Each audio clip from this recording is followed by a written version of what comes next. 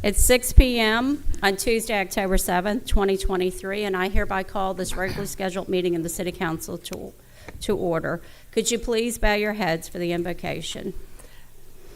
Gracious Lord, we come before you tonight with grateful hearts for all the people present here. We ask your blessing upon us all as we begin this meeting. Please give us wisdom as we deliberate, always remembering that we are servants here to strive for what is best for Diamond Head and all of our residents. We pray for peace both within our community and within the world. We pray for an end to all war and ask special blessings upon all those who are suffering during the current conflicts in the Middle East and Ukraine. We ask all these things in your name. Amen. Amen. Please stand for the Pledge of Allegiance. Pledge allegiance to the flag of the United States of America and to the republic for which it stands, one nation, under God, indivisible, with liberty and justice for all. City Clerk. Councilmember Finley. Councilmember Lisi. Here. Councilmember Cumberland. Here. Councilmember Clark. Here. Councilmember Marr. Here. Mayor DeBrio. Here. I'm going to move to confirm the agenda, and I do have an announcement about the agenda. Both parties on tabled item 2023-350, motion to adopt resolution per the Planning Commission's recommendation for the rezoning of tax parcel number 132A 03-028.000, asked for this item to remain tabled until December. So it will remain tabled on the agenda until December. We'll have to get you that date, December. So with that being said, if you signed up to speak about this tonight, you'll be on the non-agenda if you want to talk about it, but it won't come off the table until December. Can I get a second to move as confirmed? Second. Second made by Councilwoman Lisi. All in favor? Aye. The next regularly scheduled meeting of the City Council will be held November 7th, 2023 at 6 p.m. in the council chambers located at City Hall. The Diamond Head Barbecue and Brews will be held Saturday, November 11th, 2023 from 3 p.m. to 8 p.m. at City Hall. Another announcement, we have open mic out here by the gazebo Thursday night, 6 to 8. It's always a fun time, so come out in your golf cart or drive out here or walk here, 6 to 8, Thursday night. City Manager's report. Thank you, Mayor. Giving you some updates on the projects we currently have. The McKeekee Drive project, we have signed the notice to proceed on that this morning. The contract is for 60 days, I believe. And the settlement offer is on the agenda tonight, correct? Yes, the settlement offer from the bonding company is on the agenda tonight for your approval. The contractor said they'll get started as soon as they can. And their first thing they're going to do is remove everything that's in there and then rework the entire ditch there and then get everything put back together. So hopefully by the first of the year, we'll have that road reopened. Park 10 Road construction, that contract is a 270-day contract scheduled to end June 1st. They are doing currently very well on that. They've run into some unsuitable soils here and there, but other than that, most of the projects doing well and is on schedule. They'll start doing installation of the sewer lines this week, and then the water and electrical will come soon thereafter. This is phase one of our commercial district transformation project.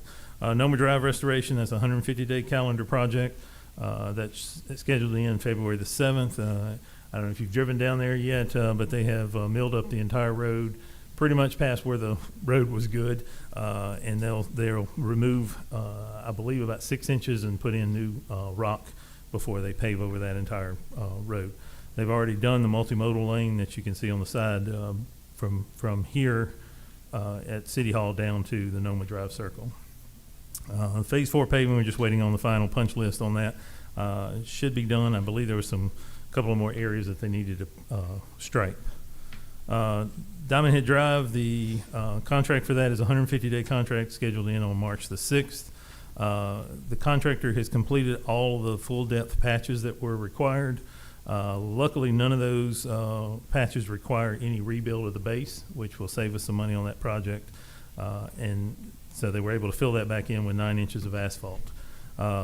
As you may have noticed if you've driven on the road today on Diamond Head Drive northeaster, well, mostly east, they are doing the milling on the side of the road. It's about 14 inches. They were only supposed to do about 10, but the milling machine's just that wide, so it's doing about 14 inches, and they're just doing that extra.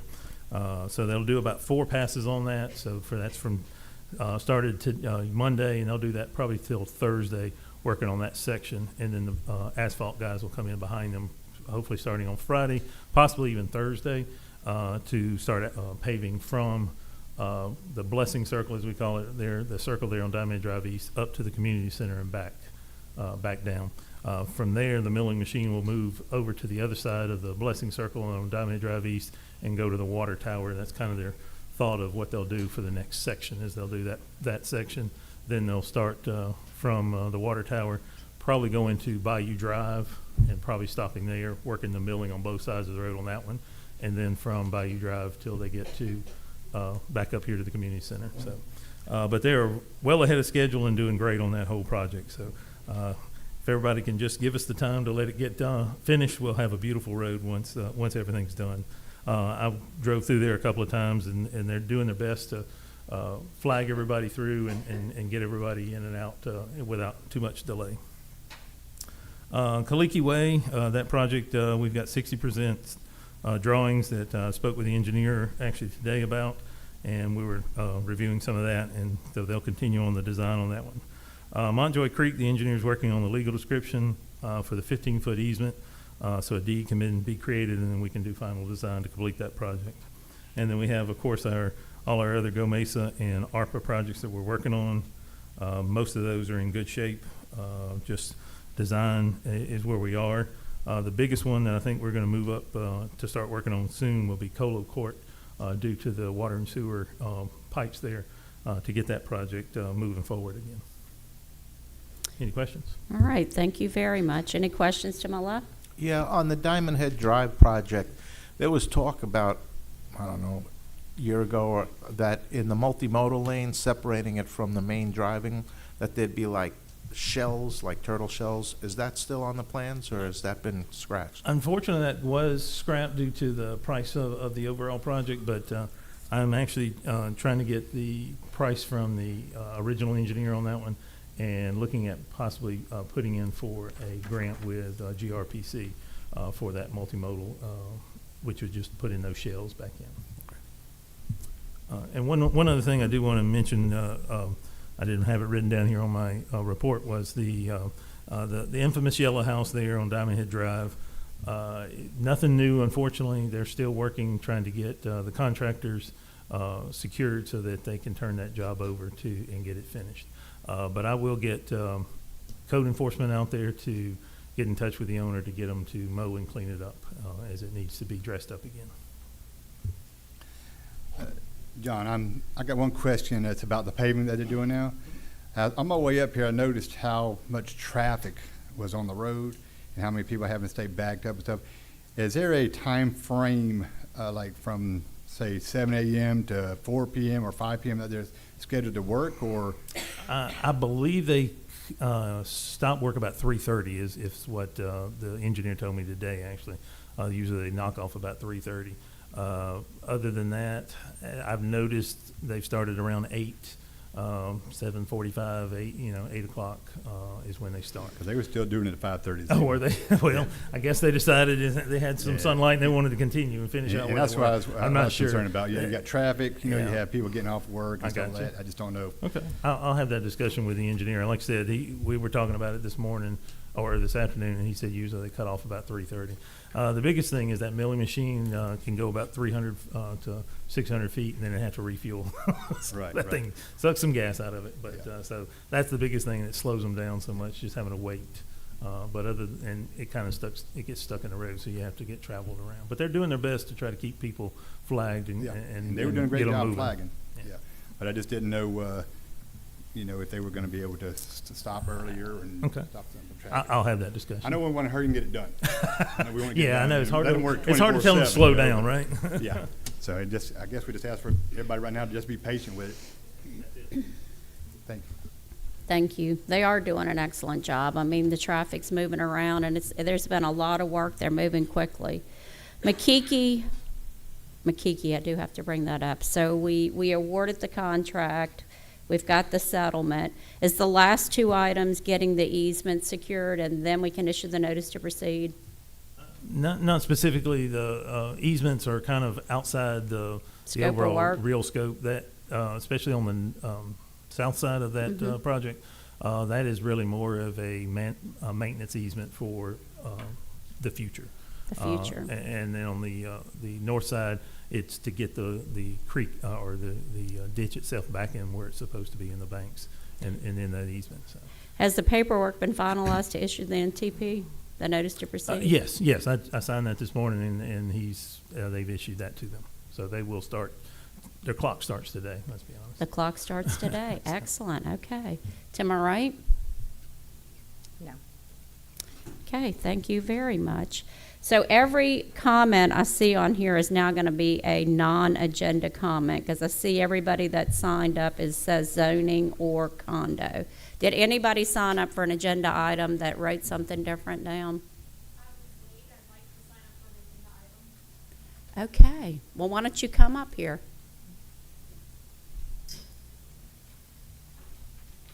And I saw you walk in late, Callie, so you're excused. Please state your name for the record and your address. My name is Callie Bunter, and 8343 Makiki Drive in Diamond Head. I am part of the agenda for agenda number, where to go? I think I'm missing a page. Oh, found it. Sorry. Agenda item number 16, where the motion to purchase square footage for easement for the total amount of $3,218.75. That price was not discussed with me. The last notified price that I was given was for over $5,000, and the final easement has not been decided upon, because last I heard from the city manager is that he would speak with the engineer, and that was Wednesday of last week. The agreed upon price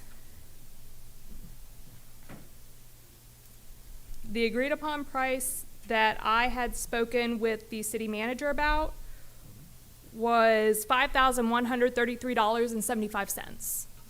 Okay, would you like for us to move this off the consent agenda to the action and table it till you have a chance to get with legal and city manager? Yes, I would, because I have not signed any documents. I have not agreed to anything. We are still in negotiations as far as I'm concerned. Okay, thank you. Thank you. So I am going to move to amend the agenda to move. I'm just going to table on the consent agenda, item number 16. Could I get a second to move as amended? Second made by Councilman Marr. All in favor? Aye. Could I get a motion to approve the October 3rd, 2023 regular meeting minutes? Motion made by Councilman Clark. Could I get a second? Second. Second made by Councilwoman Lisi. All in favor? Aye. Aye. Resolution 2023-375, motion to adopt Resolution 2024-042 to authorize grant application to Mississippi Outdoor Stewardship Trust Fund in the amount of $500,000 for Noma Drive Walking Trail Project. Motion? Move. Motion made by Councilman Cumberland, second. Second. Second made by Councilman Marr. Any discussion to my left?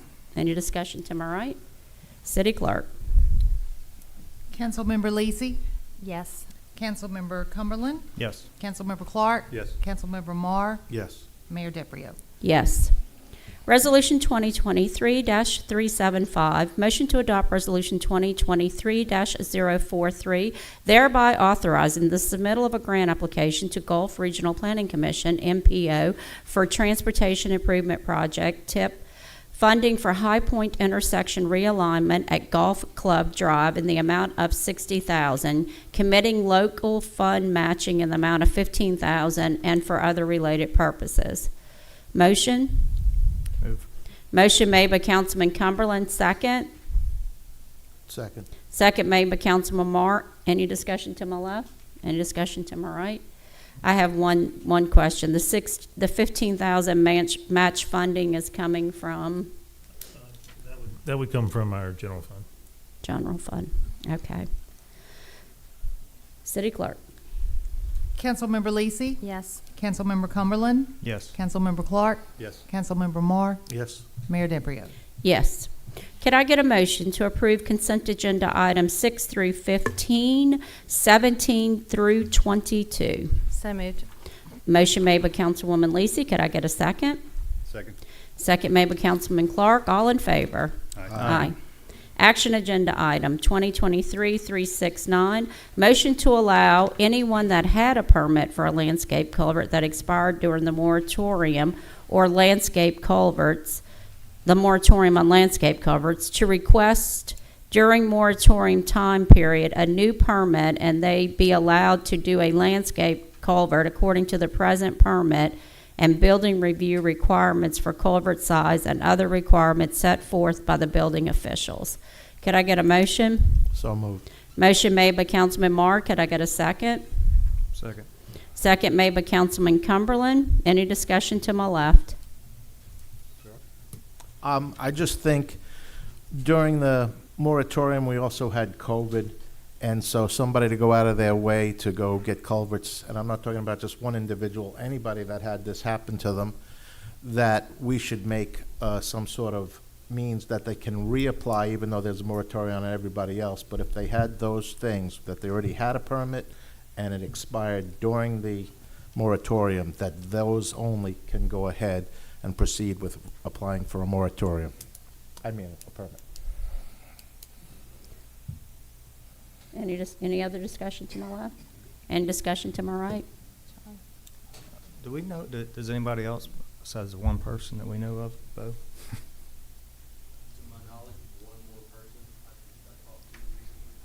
So there, it's not just one person, they're not similar situation? Would we grant them, or would theirs be approved, do you think? This motion would be for anybody that had a permit that expired during the moratorium. Gotcha. You finished? Yep. Okay. Gerard, how is this, so you want to bypass P and Z? Like, last meeting, we suggested that P and Z kind of revisit the moratorium and see, talk to the engineers and see if it's still appropriate to have the moratorium. So you don't want to wait for that? No, here's what I'm thinking, that we have to investigate for the moratorium whether it's good to Right. keep on going or not. But in the meantime, the few people that had a permit, and because it was so difficult to get the culverts during the COVID time and all like that, and their permit expired, should be allowed to reapply during the moratorium. Nobody else. I'd still like to see it go through P and Z. And it will for the rest. No, I mean, I know. We're not but for- taking for away from engineer- anybody but else. For engineers to discuss, just because drainage is just too scary to play with if we're not 100% certain the ramifications. I just would feel better letting it go through that process. Okay. Any more comments from my right? I have concerns because, the moratorium was put on because the landscape culverts were deeply undersized for the areas, which caused, when it started, the water started going through the ditches, were 90% open ditches. It couldn't get through the culverts because they were undersized. So I would like to see, drainage and we need planning and zoning to review it. They had a year from the time the permit was issued to get the permit completed, 1 year to put in those culverts, and I think that was ample time. So I see what you're trying to do, Gerard. I think it was very noble. I know drainage, and I think this was a big impact on drainage problems we have in the city now. Okay, any other discussion? City Clerk?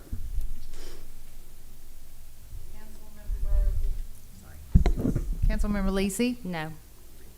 Councilmember Cumberland, Yes. Councilmember Clark, Yes. Councilmember Mar, Yes. Mayor DeBrio. No. Action Agenda Item 2023-374, motion to accept offer from United States Fire Insurance Company in the amount of $97,641.75 as full and final settlement of the performance bond claimed by the City of Diamond Head on the project known as McKeekee Drive drainage, and further to authorize the city attorney and city manager to execute all necessary documents to officiate the settlement. Motion? So moved. Motion made by Councilwoman Lisi, second. Second. Second made by Councilman Marr. Any discussion to my left? Any discussion to my right? I have one item. This is way under the $143,000, the contract amount. So do we have the funding in the budget? Is this a legal question? I'm just concerned, but go ahead. So, and John, you can correct me if I'm wrong, but there still remains funds in the budget that we okay. have not expended, the city has not expended, and that is over 60,000 That sounds close to it, yes, from the original contract. from the original contract. So those funds are available in addition to these funds. What'll put us exactly where we need to be. So great job, legal team, getting this settled exactly where we need to be. Okay, thank you. It did take a while. This was an experience, and Melissa did a great job in negotiating it on behalf of the city. And this is right in line with, you will all recall when we were in executive session, this is right in that sweet spot that we were really hoping for. So Exactly. thank you all, too. Thank you. Okay, City Clerk. Councilmember Lisi, Yes. Councilmember Cumberland, Yes. Councilmember Clark, Yes. Councilmember Mar, Yes. Mayor DeBrio. Yes. Could I get a motion to approve docket of claims DKT 231149, DKT 231182 in the amount of $412,493.09? Move. Motion made by Councilman Clark, second. Second. Second made by Councilman Marr. All in favor? Aye. Motion to approve payroll payables APPKT 02070, DKT 231137, DKT 231148 in the amount of $46,560.68. PR claim 10173 in the amount of $2,523.58. PR claim 010174 in the amount of $28,337.39. PR claim 10175 in the amount of $28,216.25. And PR claim 01076 in the amount of $2,523.58. Motion? Move. Motion made by Councilman Clark, second. Second. Second made by Councilman Cumberland. All in favor? Aye. Could I get a motion to approve the department reports? So moved. Motion made by Councilman Cumberland. Could I get a second? Second. Second made by Councilman Marr. All in favor? Aye. So does anyone that is on the non-agenda, which is the tabled item, this is not going to be brought up till December, wish to get up tonight? Do y'all want me to call your names off? Does anybody, you still want to come up for your 3 minutes? Miss Penny does. Okay. Does anybody else want to come up for their 3 minutes? Okay.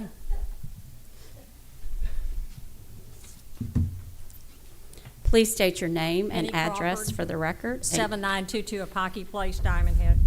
Some of these folks don't know me, but I do this almost every time I get here. And I have a written statement, but because we're tabling this item having to do with the development of the property off of Jack's Drive, we are going to wait until we read that. But I do think that the residents deserve a public hearing on this subject. This is very important. A big development, a big statement that we're making in the middle of our entry to Diamond Head. And the only thing I've heard about this is on WLOX. And that was a Caldwell Banker lady describing what was going to be built. So I would love to have a public hearing where we could see drawings, plans, diagrams, whatever the engineers have, whatever the architects have. And I would like to see that before anybody makes any kind of decision. And I was kind of disappointed that Planning and Zoning recommended this to the city council before any of that seemed to happen. So I think that putting it off to December only does us good if we get all the information we need and you get all the information you need before it's decided. Thank you. Thank you, Ms. Penny. you. And who else was, okay. Y'all can decide who wants to come first.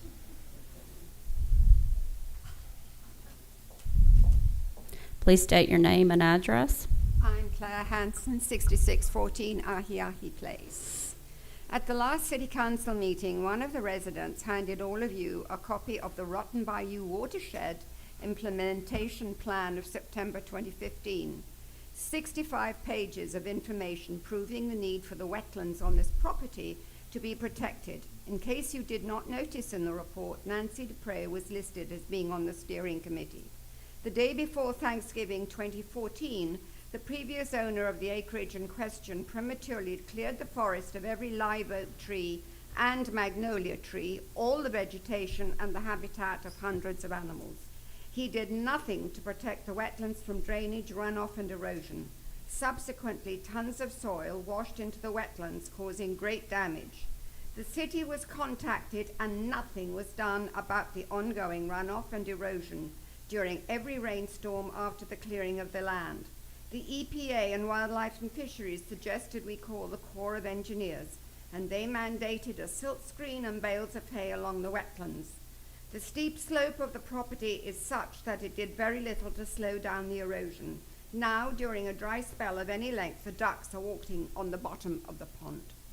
If the city refused to do anything to stop the destruction of the wetlands, then what guarantee would we have that the situation would be any better now? There is nothing requiring the developers to build a retaining wall of some kind before they begin the construction of anything on that land.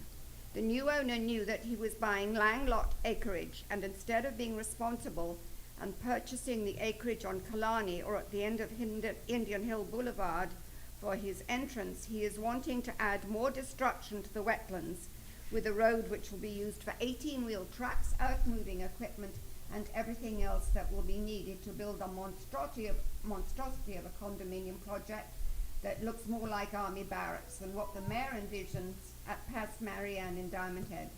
The property owner makes a statement in his application to the Zoning Commission that he will protect the wetlands.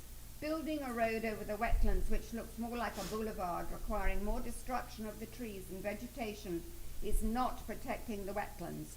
Building 58 condos plus parking pavement for 119 spaces and 24 16-foot-high storage units is not protecting the wetlands. We elected the mayor and city council to make decisions based on what the residents want, not the developers with deep pockets. The residents do not want the zone change nor the condo project. The people profiting hugely from this project would be the developer and the realtors, certainly not the residents and the environment. Thank you. Okay, now who else wanted to come up and speak? All right, so this will be our, hold on one second.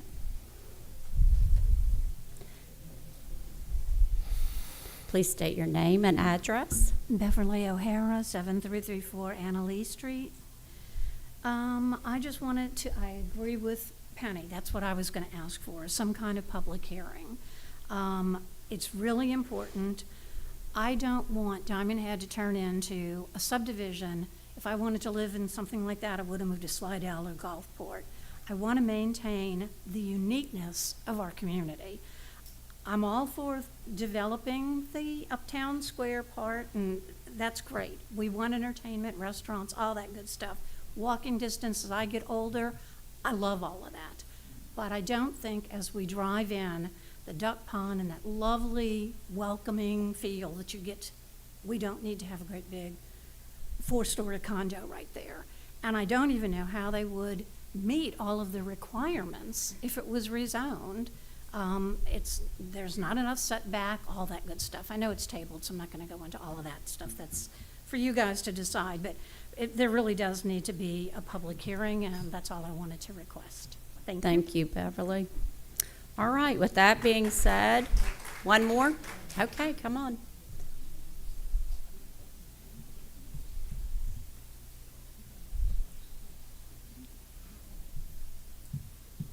Please state your name and address for the record. My name is Terry Duff.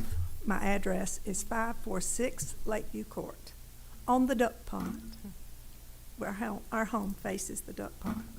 My husband and I fell in love with the duck pond, and that's the reason, after looking for 2 years for a residence in Diamond Head, that's the reason we chose that area. And it has been, because of this piece of property in the middle, it has been a real rough ride. First of all, let me say, we have never been advised of a zoning change. When we bought our property, I don't think the property was even zoned commercial. So since we've been there since 2017, it has changed without us even knowing about it. I do want to ask you as the council members to help us, because we don't know anything, and then all of a sudden we come over because we're not quite totally moved yet. We're half there and half here. But we get here, and a beautiful forest behind Mo's house and Paul's place and all the people on Tony's on that side. We had a beautiful forest when we bought our property. And we're told it probably wouldn't go anywhere. Well, we got here and it was mowed down. Oaks, magnolias of size were knocked down. Don't understand that, because when they did that, they eliminated the ecology that was working for us for so many years on our pond. Don and I have noticed, because we see the ducks every day when we're here, that there are half as many as were there. And because when Dollar General built, they didn't put enough whatever to keep the dirt, because there's no trees now, there's nothing else to keep it because they mowed that down. I want to know, as a resident of Diamond Head, how we find out about these things before it's too late. How we can voice our opinion before it's too late. I know we're a new city, and I know I was raised in a small city, and I understand the growing pains and everything. But this city is made up of a lot of beautiful people. And certainly, would you like to go in your backyard and see a 4-story condo in the middle of residential homes? How many of you would vote for that? So please, please understand, don't want things to stop developing, but I think where residential are involved, you have to have a heart.